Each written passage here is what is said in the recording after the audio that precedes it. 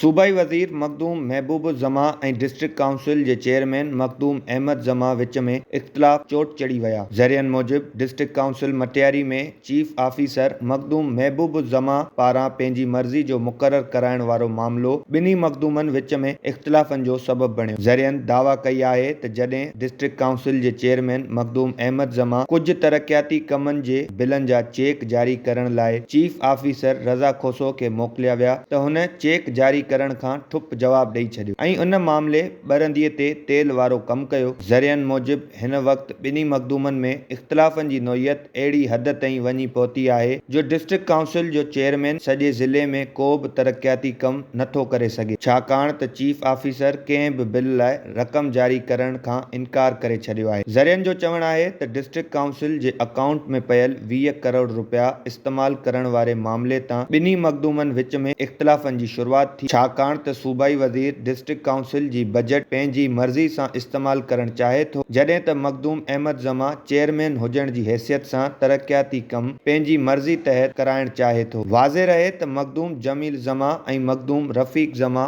विच में इख़्तिलाफ़नि जूं ॻाल्हियूं त काफ़ी पुराणियूं आहिनि, पर हाणे मखदूम सईद ज़मा सां बि इख़्तिलाफ़नि जी शुरूआत थी वई आहे। ॿिन्ही मखदूमनि विच में इख़्तिलाफ़नि सबबि मटियारी ज़िलो सख़्तु मुतासिर थी रहियो आहे। हाणे ॾिसिजे त मखदूम जमील ज़मा ऐं मखदूम सईद ज़मा मुदाख़लत करे इख़्तिलाफ़ ख़त्म कराइण लाइ को किरदारु अदा कनि था या ॿई पंहिंजे पंहिंजे पुटनि सां पासो वठी था बीहनि। कोशिश डिजिटल हैदराबाद।